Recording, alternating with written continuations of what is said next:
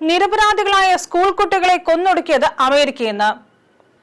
ഇറാനിൽ പെൺകുട്ടികൾ പഠിക്കുന്ന സ്കൂളിലേക്ക് ആക്രമണം നടത്തിയത് അമേരിക്കൻ സൈന്യമെന്ന് സ്ഥിരീകരിക്കാത്ത റിപ്പോർട്ടുകൾ.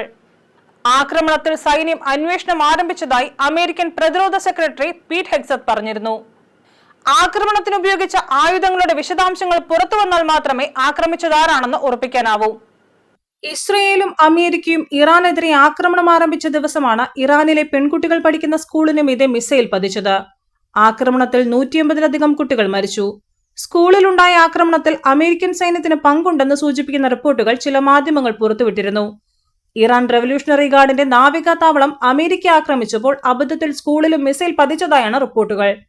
സംഭവത്തിൽ അന്വേഷണം നടത്തുന്ന അമേരിക്കൻ സൈനിക വിഭാഗത്തിലെ 2 ഉദ്യോഗസ്ഥർ തങ്ങൾ അന്വേഷണം പൂർത്തിയാക്കിയിട്ടില്ലെന്നും റിപ്പോർട്ട് സമർപ്പിച്ചിട്ടില്ലെന്നും റോയിട്ടേഴ്സിനോട് പറഞ്ഞു.